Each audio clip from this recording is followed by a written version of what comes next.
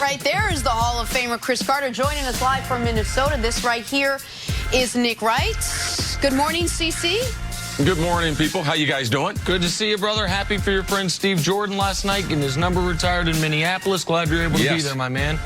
Oh, absolutely. Watch that, then watch some NBA last night. Let's get it, people. We've got a lot to get to today. Great show. Odell Beckham Jr. looked at his fancy watch and said this week it's time for him to step up his game. Patty Mahomes took another step towards starting on Sunday, which has my partner here apoplectic. But all eyes were on the NBA last night. Rockets and Bucks, that's where we're going to start. The much-anticipated pairing of James Harden and Russell Westbrook, taking on last year's MVP in Giannis Antetokounmpo and the Bucks. Didn't exactly go according to billing, at least for the Rockets. Giannis fouled out with more than 5 minutes left, but not before dropping 30 points, 13 rebounds, 11 assists in his triple-double. Russ was efficient, led the Rockets with 24. Harden wasn't. 2 of 13 from the floor. Bucks go on to take this 117-111. Here's Harden after the game when asked about his bad shooting night. I didn't play well offensively the entire night. Give them credit. They came back and played well that second half. But this one is on me. I wasn't as aggressive enough, and that's what it was. James, you said you weren't aggressive enough. How much of that is it's me? Their scheme. It's me. I can get any shot I want to. All right, guys, this is what we wanted to see. What were these two going to look like out on the floor? How are they going to be able to play together? Who's going to control the ball more? CC, I'll start with you. Will the pairing of Harden and Russ work for Houston despite dropping that first game?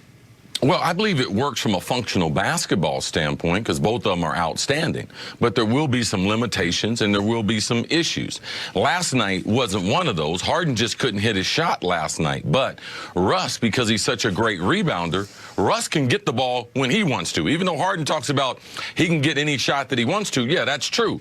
So Russ's ability to rebound, that puts the ball in his hands more than a guard typically would be able to have it. But the overall continuity, they had a huge lead in this game. They played, even with Harden being off, for 3.5 quarters the way the Rockets would want to play. But life is about expectations. And with Houston right now, with the team they have, and as well as they've played the last 3 years, it's about a championship. So for me, I'd have to say no, because I don't believe they're good enough to win a championship. Don't believe they're good enough defensively. And you could see that yesterday in losing a 16-point lead. Well, I don't know if the Rockets can win a championship, but I think last night was, despite the loss, despite blowing a 16-point halftime lead, I think the Houston Rockets, the front office, the coaching staff, the players have to be thrilled with what happened last night, aside from the final result. Because you saw Harden and Russ combined for 23 rebounds and 21 assists. You saw when the starting five was out there, the Rockets were dominant. In just 16 minutes of the starting five altogether, they outscored the Bucks by 11. In the 32 minutes where it was any other lineup combination, they were outscored by 17. And Chris's point is, what happened last night was James Harden had what will be, at the end of the season, one of his single worst shooting nights of the year. He could not hit a shot, and he seemed stubborn about it. And that's, I think, what he was alluding to. What do you mean stubborn?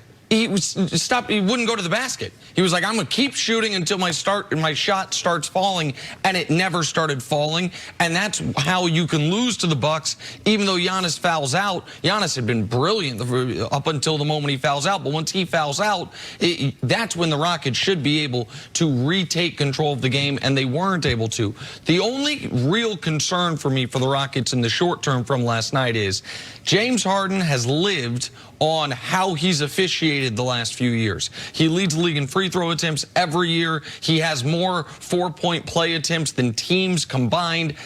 Last night, the NBA, whether they were trying to or not, send a message to James Harden. Not only are we not going to give you the calls on those three-point attempts, we're going to call you for not just push-offs, but he got 2 offensive fouls where the foul was initiated with his shoulder, where he wasn't even extending the elbow, it was just his shoulder.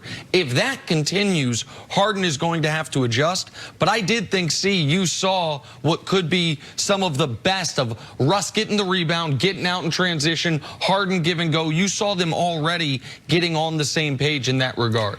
Yeah, you see them trying to go out of their way. The thing that they have going for them is they are really friends off the court. So you're going to try to sacrifice. But ultimately, this is Harden's team. And neither one of these players, if you talk about what their weaknesses is, it's on the defensive end and also playing off the ball. So that will be an issue. You don't play your whole career playing the way they have, being ball dominant, and then now all of a sudden you become great off the ball. That's the difference between them and Steph Curry. Steph can still get a shot if he's not dribbling it. These guys are going to have to work. They're going to have to compromise. But ultimately, both of them have to change their game for this to work. And to your point, see, Russell Westbrook said after the game, with regards to how he was playing and how Harden was playing, look, that's why I'm here. I'm here to create shots for James Harden. But the pace last night seemed a little faster than we're used to for a normal Rockets game. Is that the strategy they're looking to keep throughout the season? Well, if you're going to get the best out of Russell Westbrook, you're going to have to, especially on possessions where he gets the defensive rebound. There was a hell of a lot of those last night because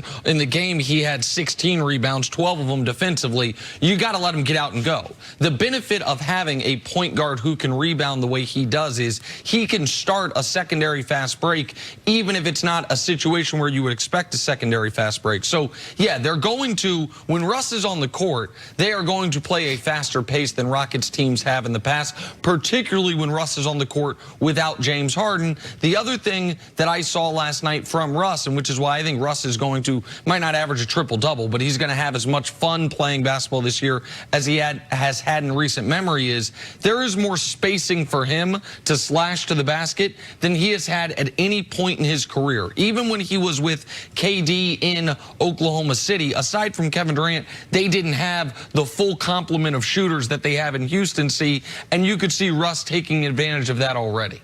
Yeah, they do have more shooters, but they also don't have as many guys to run the court. You make a great point about the 12 defensive rebounds, but a lot of time he was on a one-man out-of-control fast break. What they do is run to the three-point lines compared to running in transition and trying to get an easy bucket. So I believe, you know, their coaching staff, they will make the type of adjustments because they haven't had a point guard like Russ, even though they've had Chris Paul, even though they've had Harden. Those guys don't defensive rebound an awful lot, and they weren't big at pushing the pace that Jenna talked about. All right, so we'll talk about Giannis and the Bucks a little bit later, but in short, this new pairing, this once again, Russ and Harden, did it work? Do you think this is something listen, I think work? That the Rockets, if Harden has a good offensive game or even an average offensive game, I think the Rockets would have looked like the best offense in basketball last night. I think they're going to finish the year as the best offense in basketball.